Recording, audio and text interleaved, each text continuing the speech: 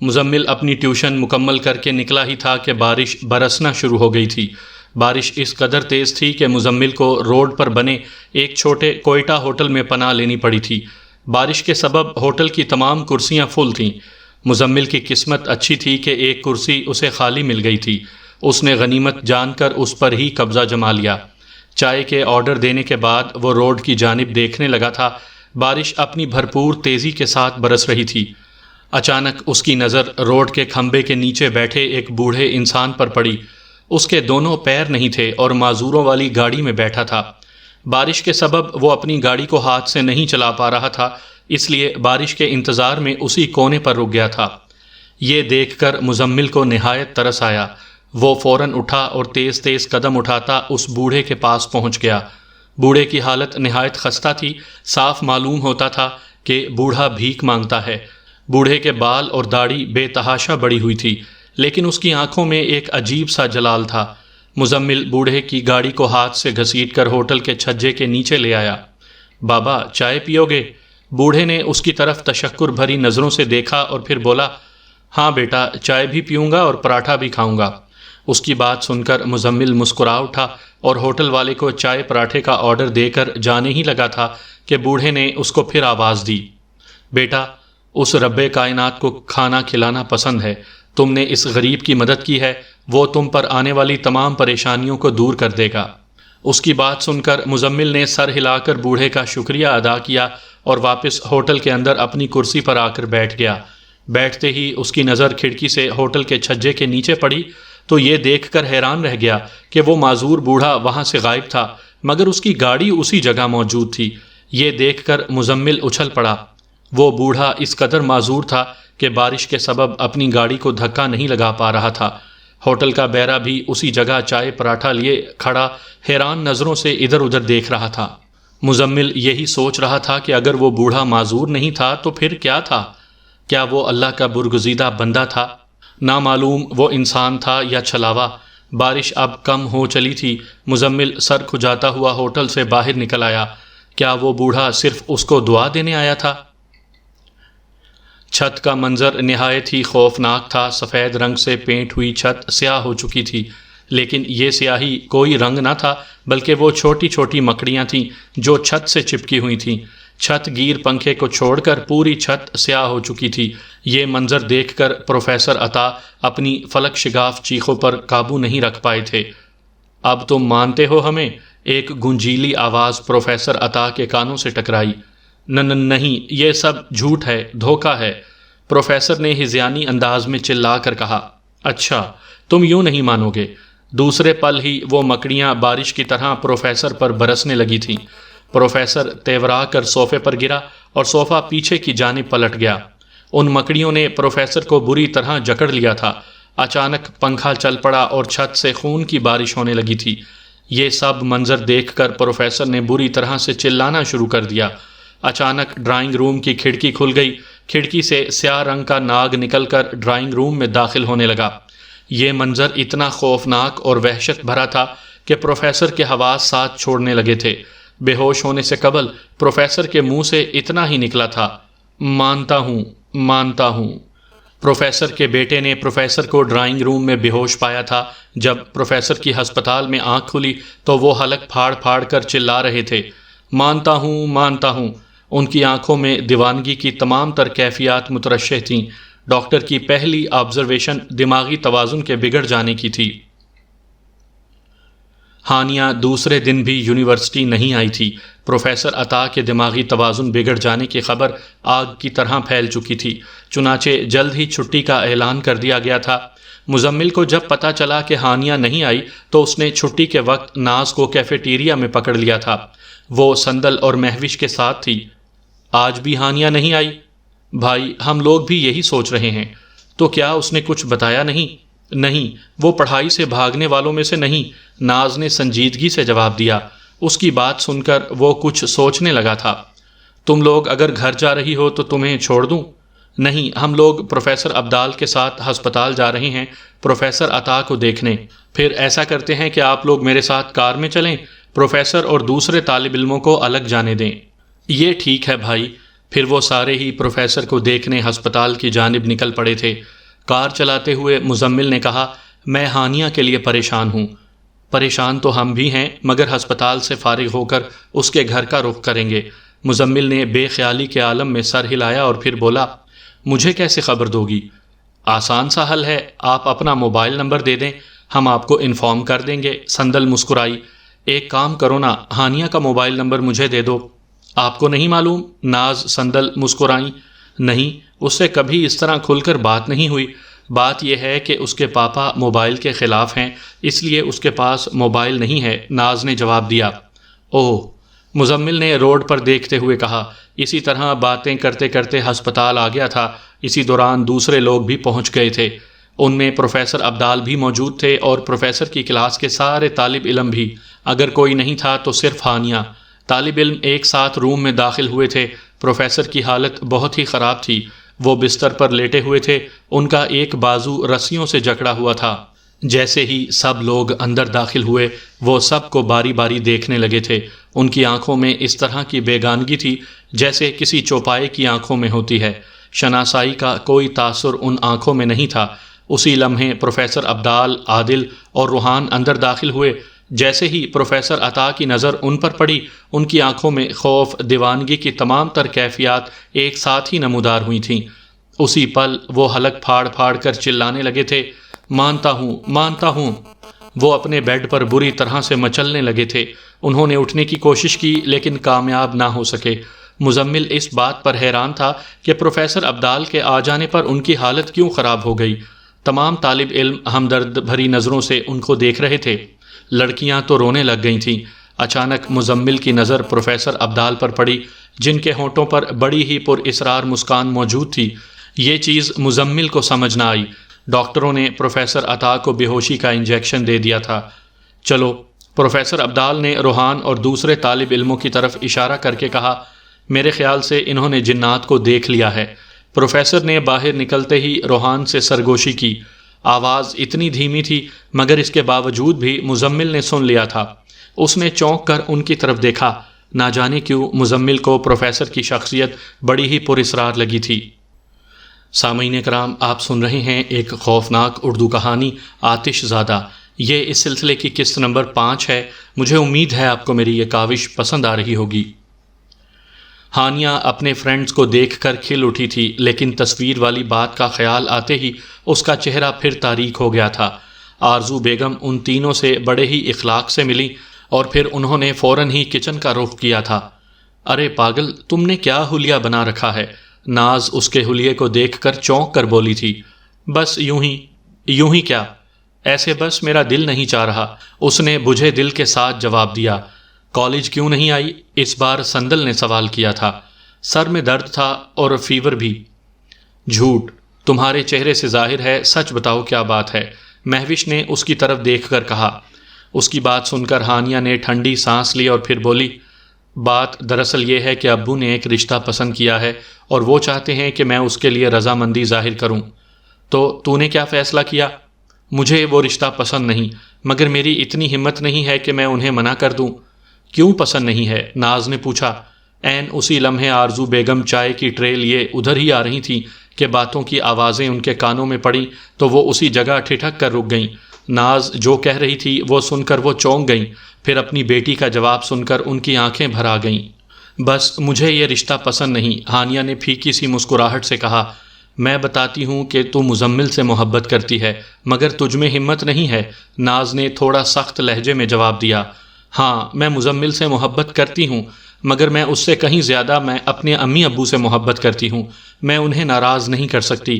مزمل کو میں نے اپنے اللہ سے مانگ لیا ہے، اب اس کی مرضی ہوگی تو وہ میری خواہش پوری کر دے گا، ہانیہ نے صاف لفظوں میں جواب دیا۔ اس کی بات پر چند لمحات تک وہ اس کو دیکھتی رہی، پھر مسکرا کر بولی، اچھا بیٹا، تو باہر تو چلے گی گھومنے؟ ابھی ہانیہ کوئی جواب ہی دینا چاہتی تھی کہ اس کی امی چائے کی ٹرے لے کر کمرے میں داخل ہوئی تھیں۔ ان کو کمرے میں داخل ہوتا دیکھ کر سبھی خاموش ہو گئی تھیں۔ چائے کے ساتھ سموسے، پکوڑے اور کباب دیکھ کر ناز بولی، ارے آنٹی، آپ نے تو تکلف کیا۔ ارے بیٹا، اس میں تکلف کیسا؟ تمہارا اپنا ہی گھر تو ہے، جو دل چاہے کھاؤ۔ آنٹی جو دل چاہے نہیں، اس کا بس چلے تو یہ سب کھا جائے، مہوش نے ہنس کر کہا۔ اس کی بات پر سب ہی ہنس پڑے تھے، جبکہ ناز نے مصنوعی غصے سے ان کی طرف دیکھا تھا۔ چائے اور ناشتے کے بعد ناز ہچکچاتے ہوئے بولی، آنٹی ہم ہانیہ کو گھمانے لے جائیں؟ سندل نے کہا۔ ہاں ہاں ضرور، کیوں نہیں؟ اتنا کہہ کر اس کی امی نے برتن سمیٹے اور کمرے سے باہر نکل گئیں۔ میرا دل نہیں چاہ رہا۔ کیوں بی بی؟ چلنا تو پڑے گا، اور ذرا ڈھنگ کا لباس زیب تن کر لو، پنک ٹھیک رہے گا۔ مگر میرا دل نہیں چاہ رہا، ہانیہ نے تنک کر کہا۔ جانا تو پڑے گا میڈم، ورنہ ہم آنٹی کو مزمل کے بارے میں بتا دیتے ہیں۔ ناز نے گویا دھمکی لگائی۔ ناز کا انداز دھمکی دیکھ کر ہانیہ کی ہنسی نکل آئی۔ چل رہی ہوں بابا، مگر جانا کہاں ہے؟ زمان پارک، سندل نے مسکرا کر جواب دیا۔ زمان پارک شہر کے سب سے صاف ستھرے اور اچھے پارکس میں ایک تھا، جو کہ اپنی صفائی اور نظم و ضبط کی وجہ سے مشہور تھا۔ اس لیے یہاں فیملیز آنا بہت پسند کرتی تھیں۔ کھانے پینے کی دستیاب تمام چیزوں کے باوجود یہاں کچرے اور گندگی کا نام و نشان تک نہ تھا۔ جگہ جگہ سبزہ اور درختوں نے یہاں کا ماحول بہت زیادہ انسان دوست بنا دیا تھا۔ ہانیہ، مہوش، سندل اور ناز چاروں زمان پارک پہنچ چکی تھیں اور بینچ پر بیٹھی ہوئی تھیں۔ شام کے 5 بج چکے تھے۔ پارک میں لوگوں کی آمد و رفت شروع ہو چکی تھی۔ موسم نہایت ہی خوشگوار تھا۔ پارک میں صرف کیا ہم بیٹھنے آئے ہیں؟ ہانیہ نے مسکرا کر پوچھا۔ ابھی پتہ چل جاتا ہے، ناز نے مسکرا کر کہا۔ کیا مطلب؟ ناز کوئی جواب دینا ہی چاہتی تھی کہ ہانیہ کی نظر پارک کے گیٹ پر پڑی، جس میں کوئی اندر داخل ہو رہا تھا۔ اندر داخل ہونے والے کو دیکھ کر ہانیہ کا دل زور زور سے دھڑکنے لگا تھا، کیونکہ وہ کوئی اور نہیں، مزمل تھا۔ مزمل بھی ہانیہ کو دیکھ چکا تھا۔ وہ بڑی تیزی سے چلتا ہوا ان کی طرف آ رہا تھا۔ ہانیہ نے گھبرائی ہوئی نظروں سے اپنی فرینڈز کی جانب دیکھا تو وہ مسکرا رہی تھیں۔ دوسرے ہی پل وہ سارا ماجرا سمجھ گئی تھی۔ تم لوگوں نے اچھا نہیں کیا، میں جا رہی ہوں۔ اتنا کہہ کر وہ اٹھنے لگی، مگر ناز نے اس کا ہاتھ پکڑ لیا۔ بیٹھو، وہ صرف تمہارے لیے آیا ہے۔ تم 2 دن سے نہیں آئی تھی، اس لیے تمہیں دیکھے بغیر اس کو چین نہیں ملتا، سندل نے سنجیدگی سے کہا۔ اس کی بات سن کر ہانیہ کے چہرے پر ایک لمحے کے لیے شرمگیں مسکراہٹ پیدا ہوئی اور پھر معدوم ہو گئی۔ اسی دوران وہ ان کے قریب آ چکا تھا۔ مزمل نے جب اسے دیکھا تو بس دیکھتا ہی رہ گیا۔ ہانیہ نے گلابی کلر کا کرتا اور چوڑی دار پاجامہ پہن رکھا تھا اور کرتے پر سفید دھاگے سے پھولدار کڑھائی ہوئی تھی۔ چہرے پر ہلکا میک اپ بہت ہی بھلا لگ رہا تھا۔ یوں لگ رہا تھا کہ مزمل کے دل پر بجلیاں گرانے آئی ہو۔ اس کو آس پاس کا ماحول بہت ہی خوبصورت لگ رہا تھا۔ اس کو بے اختیار ایک شعر یاد آ گیا، جو کہ لدھیانوی صاحب نے شاید اسی موقع کے لیے کہا تھا۔ تم حسن کی خود ایک دنیا ہو، شاید تمہیں معلوم نہیں، محفل میں تمہارے آنے سے ہر چیز پر نور آ جاتا ہے۔ اس طرح یک ٹک دیکھنا سب ہی نے محسوس کیا تھا۔ وہ تینوں تو زیر لب مسکرانے لگی تھیں۔ بھائی آپ بیٹھے نا، کھڑے کیوں ہیں؟ ناز نے کہا۔ ہم کولڈ ڈرنک لے کر آتے ہیں، مہوش نے ان تینوں کو اشارہ کیا۔ غالباً وہ تینوں کباب میں ہڈی بننے کے موڈ میں نہیں تھیں۔ ان کے جانے کے بعد مزمل بینچ پر بیٹھ گیا اور ہانیہ کو بیٹھنے کا اشارہ کیا۔ تھینکس، میں کھڑی ہی ٹھیک ہوں، ہانیہ نے اس کی طرف دیکھے بغیر جواب دیا۔ ٹھیک ہے، آپ میرے ہوتے ہوئے ایزی فیل نہیں کرتی تو میں چلا جاتا ہوں۔ یہ کہہ کر وہ اٹھ کھڑا ہوا۔ مزمل جانے ہی لگا تھا، ہانیہ نے اسے روک دیا۔ مت جائیں، ایسی بات نہیں ہے، اس نے دھیرے سے کہا اور بینچ پر بیٹھ گئی۔ اب مزمل بھی اس کے نزدیک بیٹھ گیا۔ چند لمحات تک دونوں میں خاموشی رہی۔ نہ ہانیہ کچھ بول رہی تھی اور نہ ہی مزمل۔ دراصل ہانیہ شرم محسوس کر رہی تھی۔ بات کرنے میں مزمل نے ہی پہل کی تھی۔ آپ نے جواب نہیں دیا مجھے۔ کون سی بات کا؟ ہانیہ چونک گئی۔ اس کے جواب پر مزمل کو ایسا لگا کہ شاید وہ بھول گئی ہے، لیکن ایسا نہیں تھا۔ ہانیہ اچھی طرح سے سمجھ گئی تھی کہ مزمل کیا کہنا چاہتا ہے۔ وہی بات جو میں پوری زندگی آپ سے کہتا رہوں گا کہ آپ میرے لیے دنیا کی سب سے حسین لڑکی ہو، آپ ہی ہو جس کے ساتھ میں پوری زندگی گزار سکتا ہوں۔ مزمل کی بات سن کر ہانیہ شرما گئی۔ مزمل نے دیکھا کہ اس کی غزالی آنکھوں میں شرم و حیا کے جگنو چمکنے لگے ہیں۔ لبوں پر پھیلنے والی مسکراہٹ اس بات کی غماز تھی کہ اس کو مزمل کا پرپوزل قبول ہے۔ ہانیہ، تمہاری خاموشی ظاہر کر رہی ہے کہ تم نے میری دھڑکنوں کی آواز سن لی ہے اور میرا پیام محبت قبول ہے، مزمل اس کے قریب ہو کر بولا۔ ہانیہ اس کے قریب آنے پر اور شرما گئی۔ مزمل، میں آپ سے ایک بات کہنا چاہتی ہوں، آپ امی کو میرے گھر بھیج دیں کیونکہ انہوں نے لڑکا پسند کر لیا ہے اور میں اپنے ابو کو نہ نہیں کر سکتی ہوں۔ تم بے فکر رہو ہانیہ، محبت کرنے والے جب سچے دل سے ایک دوسرے کو چاہتے ہیں تو پوری دنیا ان کو ملانے میں لگ جاتی ہے۔ اتنا کہہ کر اس نے ہانیہ کا ہاتھ پکڑ لیا۔ مزمل کا ہاتھ پکڑنا ہی تھا کہ اس کے کانوں نے ایک زوردار مگر غسیلی قسم کی غراہٹ کی آواز سنی جو کہ لازمی طور پر کسی بلی کی تھی۔ پھر اچانک کسی نے اس کے ہاتھ پر جست لگائی تھی۔ ہانیہ کے حلق سے ایک چیخ نکلی اور ڈر کر پیچھے ہٹ گئی۔ مزمل اپنا ہاتھ سہلا رہا تھا جس سے اب خون نکلنے لگا تھا۔ جست لگانے والا ایک سیاہ بلّا تھا جس نے اپنے پنجے مزمل کے ہاتھ پر مارے تھے۔ مزمل کے ہاتھ سے خون نکلنے لگا تھا۔ وہ بلّا دور کھڑا مزمل کو اپنی سرخ نگاہوں سے گھور رہا تھا۔ مزمل کو ایسا لگا کہ جیسے وہ اپنی سرخ آنکھوں سے اس کا مذاق اڑا رہا ہو۔ مزمل کے حلق سے گالیوں کا فوارہ پھوٹ پڑا تھا۔ اس نے پاس پڑا ایک پتھر اٹھایا اور بلے پر دے مارا۔ پتھر لگتے ہی بلے کے کربناک چیخ نکلی اور وہ دوسری طرف بھاگ کھڑا ہوا۔ ہانیہ بڑی حیرت اور خوف سے اس بلے کو دیکھ رہی تھی۔ ہو نہ ہو یہ وہی بلّا ہے جو کہ بچپن میں ایک بار اس کو نظر آیا تھا جو کہ اس کا پیچھا کر رہا تھا۔ کیا یہ وہی بلّا تھا؟ ہانیہ کے پاس اس سوال کا جواب نہیں تھا۔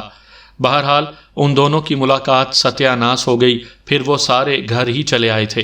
ہانیہ سارے راستے یہی سوچتی رہی تھی کہ کیا یہ وہی بلّا تھا، جبکہ مزمل یہ سوچ رہا تھا کہ اس بلے نے اسی پر حملہ کیوں کیا تھا۔ کچھ دن پہلے کیفے میں مزمل اسی طرح کی غراہٹ کی آواز سن چکا تھا۔ اسی رات عادل، روحان، مزمل اور دوسرے طالب علم پروفیسر ابدال کے گھر پہنچ گئے تھے۔ ان کو روحان نے بلوایا تھا کیونکہ آج چاند کی 13 تاریخ تھی۔ پروفیسر ابدال کے کہنے کے مطابق اس نے ان کی ملاقات جنات سے کروانے کا وعدہ کیا تھا۔ مزمل تو آنا ہی نہیں چاہتا تھا مگر دوسرے طالب علموں کے کہنے پر وہ بھی آ گیا تھا۔ اس کے ہاتھ کے اس حصے پر پٹی بندھی تھی جہاں شام کو بلے نے پنجہ مارا تھا۔ اس وجہ سے اس کی طبیعت تھوڑی ناساز تھی۔ وہ سارے ایک بڑی سی کار میں تھے۔ روحان اور عادل پیچھے بیٹھے ہوئے تھے جبکہ مزمل ڈرائیور کے ساتھ آگے۔ یہ لوگ پروفیسر ابدال کے گھر کی طرف رواں دواں تھے۔ رات کے 11 بج چکے تھے۔ کیا تم کو اب بھی مجھ پر بھروسہ نہیں ہے؟ عادل نے روحان سے پوچھا۔ کیا مطلب؟ تم نے اس خوش نصیب لڑکی کا نام نہیں بتایا جس سے تم محبت کرتے ہو؟ عادل نے دھیمی آواز میں پوچھا۔ یہ سن کر روحان مسکرا دیا اور بولا، نہیں میرے دوست، یہ تو اس کو بھی نہیں پتا جس کا یہ راز ہے۔ جانتے ہو تم، اگر مجھے اس کو حاصل کرنے کے لیے اپنی جان بھی دینی پڑی تو… اوہو، نئی صدی کے مجنوں، اپنے دوست کو بھی نہیں بتاؤ گے؟ عادل نے مسکرا کر کہا۔ اس کی بات سن کر روحان خاموش ہو گیا اور پھر چند لمحے کے توقف کے بعد وہ بولا، اچھا تو سنو، یونیورسٹی کی سب سے خوبصورت لڑکی سے میں محبت کرتا ہوں۔ اب وہ کون ہے تم غور کرتے رہو۔ عادل خاموش ہو کر سوچ میں ڈوب گیا۔ پروفیسر ابدال نے خاصی دلکش مسکراہٹ کے ساتھ ان کو ویلکم کیا تھا۔ ارے بھائی، تم لوگ بہت لیٹ آئے ہو، ورنہ کچھ کھا پی لیتے۔ نو سر، اس کی ضرورت نہیں، ہم تو بس جنات سے ملنا چاہتے ہیں، ایک طالب علم نے کہا۔ پروفیسر ابدال مسکرا کر گاڑی میں بیٹھ گئے۔ تھوڑی ہی دیر کار ایک عمارت کے سامنے پہنچ کر رک گئی۔ سب سے پہلے پروفیسر اترے تھے اور یوں قدم بڑھانے لگے جیسے کہ ان کی کمر میں درد ہو۔ مزمل نے سب سے پہلے اس چیز کو نوٹ کیا۔ کچھ نہیں، بچے کرکٹ کھیل رہے تھے، کمر میں بال لگ گئی۔ یہ سن کر مزمل کو وہ بلّا یاد آ گیا جس کی کمر پر اس نے پتھر مارا تھا۔ نہ جانے کیوں مزمل کو بلے اور پروفیسر ایک ہی سکے کے دو پہلو محسوس ہونے لگے تھے۔ پھر دوسرے ہی پل اس نے اپنے اس خیال کی خود ہی تردید کر دی، بھلا کوئی انسان بلے کا روپ کیسے دھار سکتا ہے؟ عادل نے دیکھا یہ عمارت بالکل اسی کی طرح تھی جس میں اس کی روحان سے ملاقات ہوئی تھی، تاریکی اور سناٹے میں ڈوبی۔ مزمل کو نہ جانے کیوں ایسا لگا کہ اس عمارت پر صدیوں پرانی نحوست برس رہی ہو۔ اس عمارت کے ارد گرد اور کوئی عمارت نہیں تھی، دونوں جانب سے یہ خالی عمارت بس الگ تھلگ ہی دکھائی دیتی تھی۔ پھر وہ سارے عمارت کے بڑے سے داخلی گیٹ کے سامنے پہنچ کر رک گئے۔ ذیلی عمارت کے سامنے ایک بڑا سا صحن تھا جس کے گرد گھنے درخت تھے، چاروں طرف ہو اور سناٹے کا عالم تھا۔ روحان بڑی ہی گہری نگاہوں سے چاروں اطراف کا جائزہ لے رہا تھا۔ عادل اور دوسرے طلباء کو ہلکا ہلکا سا خوف محسوس ہو رہا تھا۔ خوف کے اس احساس کو مزمل بھی اپنے اندر محسوس کر رہا تھا۔ دروازہ اندر سے بند تھا۔ اوہ، دروازہ تو اندر سے بند ہے، شاید کنڈی ہے اندر سے، پروفیسر ابدال نے مایوسی سے کہا۔ اب کیا ہوگا؟ کیا جنوں نے دروازہ بند کر دیا؟ ایک طالب علم نے کہا، جس کو سن کر روحان کی ہنسی نکل گئی۔ جنوں نے نہیں، انسانوں نے، روحان نے مسکرا کر کہا۔ کیا مطلب؟ عادل بولا۔ ابھی سمجھ جاؤ گے، روحان نے بدستور مسکرا کر کہا۔ ایسا کیسے ہو سکتا ہے؟ جب میں آیا تو دروازہ کھلا تھا، پروفیسر ابدال بولے۔ کسی نے جواب نہیں دیا۔ دوسرے ہی لمحے سب نے ایک حیرت انگیز منظر دیکھا۔ روحان نے ایک لمبی سی جست لگائی تھی اور پھر وہ گیٹ کی دوسری طرف تھا۔ مزمل کی آنکھیں کھل گئیں۔ اتنی لمبی جست تو اس نے صرف فلموں میں ہی دیکھی تھی۔ بس یوں لگا تھا کہ روحان ہوا میں اڑا ہو اور آنن فانن دوسری طرف۔ پروفیسر ابدال نے حیرت بھری نظروں سے یہ منظر دیکھا تھا۔ شاید اتنا پھرتیلا بندہ انہوں نے پہلے کبھی نہیں دیکھا تھا۔ روحان کے انداز سے کہیں سے بھی خوف ظاہر نہیں ہو رہا تھا۔ اندر داخل ہو کر اس نے دروازہ کھول دیا۔ دروازہ کھلتے ہی سب اندر داخل ہو گئے تھے۔ ان درختوں کی آڑ میں چلو، پروفیسر ابدال نے کہا۔ پھر سب نے یہی کیا تھا۔ جلد ہی سب ان درختوں میں تھے۔ گھپ اندھیرے میں ہاتھ کو ہاتھ سجائی نہیں دیتا تھا۔ ٹارچ کی روشنی میں وہ سب صحن کی جانب دیکھ رہے تھے۔ انہیں کچھ دکھائی نہیں دے رہا تھا سوائے اندھیرے کے۔ 12 بجنے میں صرف 5 منٹ ہیں، پروفیسر نے سرگوشی کی۔ اندھیرے میں طاری سناٹا بھی پرہول سناٹا محسوس ہو رہا تھا۔ ماحول تو بہت پر اسرار ہے، مزمل زیر لب بڑبڑایا۔ ہاں، ابھی اس پر اسرار ماحول میں رنگ چڑھنے والا ہے۔ پروفیسر کے ہونٹوں پر مسکان تھی۔ آپ کو ڈر نہیں لگتا؟ عادل کے منہ سے نکلا۔ اس کی بات پر پروفیسر کے ہونٹوں پر ایک عجیب سی مسکراہٹ دوڑ گئی جو فوراً ہی غائب ہو گئی۔ مجھے ان چیزوں کا بچپن سے ہی شوق ہے۔ پر اسرار واقعات اور جنات میری کمزوری رہے ہیں۔ آپ جنات کے بارے میں کیا جانتے ہیں؟ عادل نے پھر پوچھا۔ زیادہ نہیں، بس اتنا جانتا ہوں، جنات زیادہ تر جانوروں کے روپ میں رہنا پسند کرتے ہیں، خاص کر بلے کے روپ میں، اور یہ جس کے دشمن ہو جائیں اس کو پھر چھوڑتے بھی نہیں۔ بلے والی بات سن کر مزمل نے چونک کر پروفیسر کی جانب دیکھا اور پھر اس کے ذہن میں شام والا بلہ گھوم گیا جس نے اس پر حملہ کیا تھا۔ روحان بدستور ان کی باتوں سے بے نیاز صحن کی جانب دیکھ رہا تھا۔ ایسا لگتا تھا کہ جیسے کہ روحان کو پرواہ ہی نہ ہو۔ روحان میاں، بہت جلد تم جنات کو دیکھ لو گے، پروفیسر نے مسکرا کر کہا۔ جواباً روحان مسکرایا اور بولا، سر ابھی تک تو نہیں دیکھا، ابھی 12 میں 2 منٹ کم ہیں۔ اچانک عادل کی نظر صحن کی طرف اٹھی اور دوسرے ہی لمحے اس کی آنکھیں حیرت اور خوف سے پھٹی کی پھٹی رہ گئیں۔